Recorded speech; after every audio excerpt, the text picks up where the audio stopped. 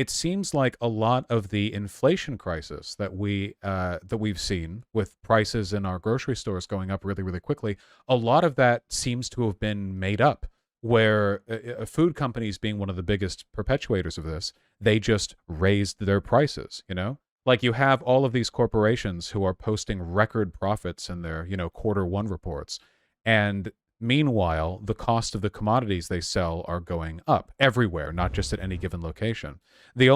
I think the only conclusion you can derive from this is that they just chose to raise the prices because they could. But it's not as though, we're living in some kind of like utopian society totally free of poverty. People need that food to be cheap. People are really struggling right now. And I don't think the market really provides a solution to this. Well, I would disagree with the premise that it's just a bunch of food companies deciding to raise prices. It's supply and demand. If one company were to then, I mean, this is, I'm sure you've heard this one before. It's kind of the fundamentals of a capitalist economic course. I mean, if one company would undercut the other company and sell the food for cheaper, they would then be the one that gets all of the business. And the But it reason often that doesn't the work profit that way, right? what'd you say? Sorry. Well, it often doesn't work that way, does it though, right? Well, I think it does. I think that's the logical way that it would work. Well, that's the logical way that it would work. But here's an example of price undercutting not going the right way forever. Uber. Ubers used to be really cheap. Now they're not. They're crazy expensive. Turns out they deliberately cut their prices so they could knock taxis out of business, make sure everyone got used to using Uber. And now a 15-minute Uber to my downtown is like $43. So sometimes, the price competition is just a way of securing an economic advantage for as long as necessary to really, twist the knife in. Additionally, the idea that prices will always be driven down to their lowest margin is kind of ridiculous because corporations also seek to skim as much profit as possible off the top. What's to keep corporations from colluding and just establishing a baseline for their prices, which is elevated massively above what they need to sell it at, and then just sit easy knowing that nobody is going to be able to live without the food they provide? And I would say competition fundamentally is what prevents that. And with the example you gave with Uber, I mean, that's a classic example of what has increasingly become a monopoly. I mean, when you are But that's looking the for a default. ride, that's Sorry. go ahead. Yeah, when you're looking for a ride, that's where people go because they to put taxes out of business. And the solution there would be, monopolies are bad, which is something you would struggle to find a capitalist these days that disagrees with. But monopolies are inevitable. I don't think that's mm, I don't think that's necessarily the case because monopolies haven't happened in most industries, and when they have happened, there has been solutions to that But because eventually they're undercut. they actually have. This is one of the reasons why trust busting was such a big issue and why it's kind of failed. We now have like 6 companies that own everything. Like everything, basically. We used to have more banks than we do now. Now it's like, I don't know what, 5 of them? Basically, all of our media comes from Disney. Basically, all of our social media comes from a couple of billionaire magnates who have almost complete control over the algorithms that decide and set in motion almost every political trend we see in our country. We also have like local monopolies. Depending on where you live, there might be only one private company that runs transit in your area, one private company that runs your garbage, one private company that provides power. Thanks PG&E for my time in Northern California. I fucking hate you. Monopolies are everywhere all the time. Internet companies are like a long-standing example of this. Like sometimes in an area you're in, you have literally one choice for an ISP. If they suck, I don't know, kill yourself. I guess that's always an option. Not much else you can do, really. Monopolies are the natural state of the market. Government intervention seeks to break them up sometimes. Like that time Bill Gates provided money to Apple to prevent Microsoft from being a computer monopoly. Like he pumped up the opposition. But for the most part, I really do think that's the natural state of things. Yeah, I think competition fundamentally drives against that because, as you mentioned, there's a few social media companies that dominate most of it, but they're not all interconnected. They're in direct competition with each other to get more of a client base.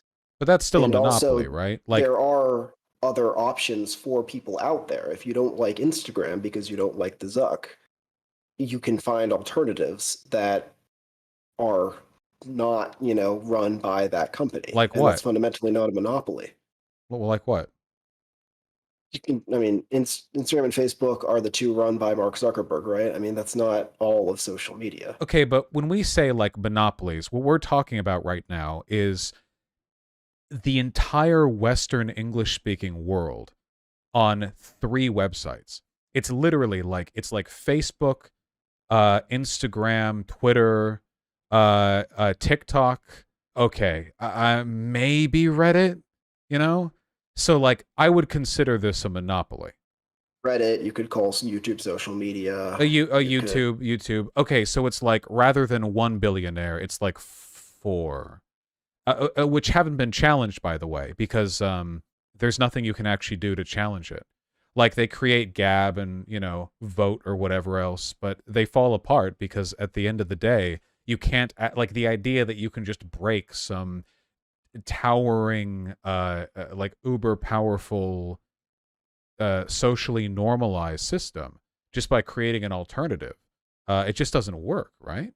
I think the reason that those are the 4 that almost everyone uses and the ones that we know about is because those are the ones that consumers choose to use. If everyone wanted to switch over to Gab tomorrow, everyone could. But that's like, yeah, but this is how monopolies function, right? Like Microsoft was a monopoly back in the 1990s, but everyone could have gone out and like bought an Apple, but they don't because that's not how the economy works. Like this is one of those Econ 101 things where it's like, okay, well, technically you can create an opposition or technically you can move over, but that doesn't actually happen. In reality, once you have the power, you keep the power. Like pretty much always. There are very few examples historically of institutions that are very powerful, that have a lot of money and wealth and so on, not just maintaining it. Look at Ford. Ford is one of the oldest US car companies, and it sucks. Ford cars have been a laughingstock for decades, even with competition from foreign markets. Ford maintains one of the largest like U.S. automobile production shares, seemingly despite its inferiority to other car brands because it's Ford, because they had the power. They were so powerful they got bailed out. Like what can you do about it, huh? I mean, I think, I don't know, is Ford that bad? I think Ford's an example of, I don't like them. you don't like them? Okay, fair enough. I think that I just think fundamentally, if consumers really didn't like Ford, I think the car market is actually a very competitive market. And if you want if everyone hated Ford and no one wanted a Ford car, no one would buy a Ford car, especially when you go into the car market. That's a market where people aren't making their decisions lightly. It's not like someone's, buying a $5 collectible somewhere that they don't look at the company that made it. They don't do any research. I mean, this is a car. They do quite a bit of research into whether it's good, the company behind it. If people didn't like Ford, they wouldn't buy from Ford. Well, then why do people constantly buy cars with subpar safety ratings instead of just getting like a super reliable Hyundai or like Toyota or something? Like why like bad car brands with bad ratings get a lot of sales, usually because of brand name recognition. And that's not really like an efficient market process, right? I mean, the whole concept of advertisement itself breaks with the idea of people making efficient decisions when it comes to consumer consumption. Advertising, it doesn't like advertising. The whole point is to like convince a person to make a decision they wouldn't have made otherwise, right? It's not a rational environment. All you have to do if you're a powerful corporation and you want to stay in charge is just have a share in the local media. Just buy out ads, and hey, if there's anyone critical of you, maybe just indicate you kind of don't want that airing. And what are they going to do?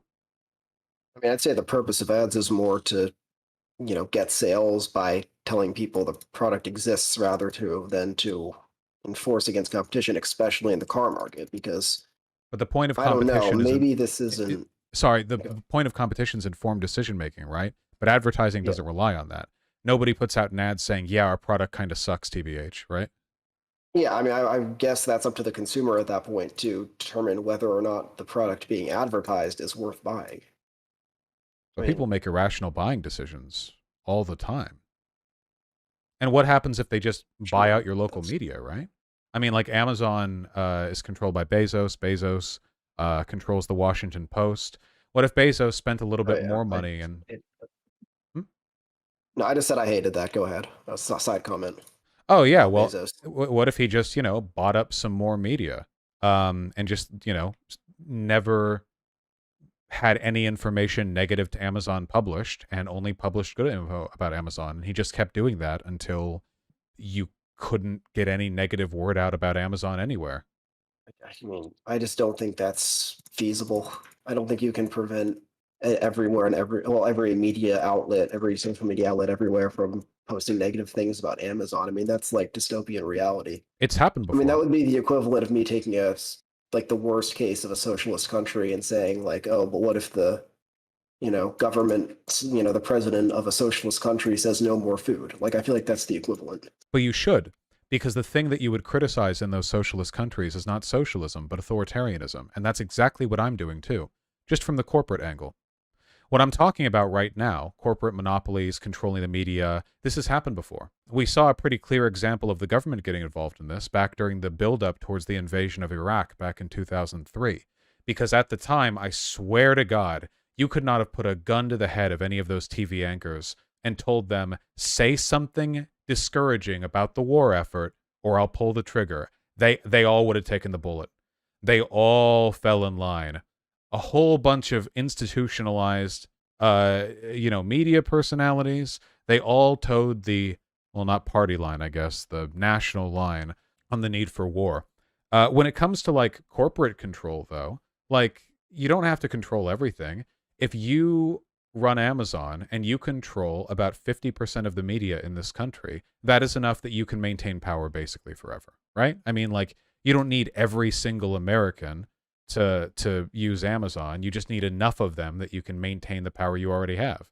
Yeah, I mean, so long as competent, like, okay, let's say that, okay, we're imagining, okay, Bezos controls 50% of the media. Amazon does something, Amazon kills 1,000 children. What about News is still going to Coca-Cola get out funding about death that. squads in Latin America? Okay, I'm just not familiar with this. I wonder I've like why. heard that. Okay, you know what? Fair enough. That's a fair point. What about everything Nestle's done in Africa? I have heard of that one. Well, It's hasn't hurt their market share, I'll it's tell you that much. that's a fair critique. Yeah, Look, Nestle in particular. the criticisms that I make here of corporations are the same ones that I would make of what I consider to be state overreach. I just don't think there's any difference between a corporation and a government past a certain size. If you got rid of the government, reduced everything down to some kind of Mad Max, anarcho-capitalist, libertarian hellhole, eventually one of those corporations, one of those private free enterprises of consenting individuals who sign contracts to their employment, they would get big enough and they would say, hey, this here's my property, don't step on it without following these rules. And then the boundary of that property would grow out far enough that they would have a territorial stake equivalent to that of, I don't know, Montana. And then you might as well just have a state. They'd have their own courts and their own, they'd have their own everything. It'd be a state. It just wouldn't get called one. A state is just the biggest corporation in an area, I think. The power systems just merge between each other depending on what their need is. They're very amorphous in that sense.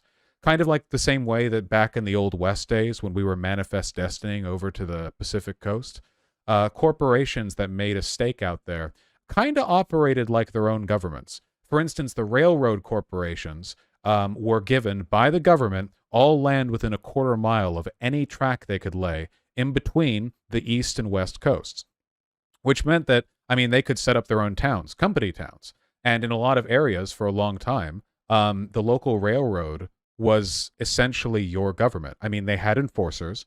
It was their land.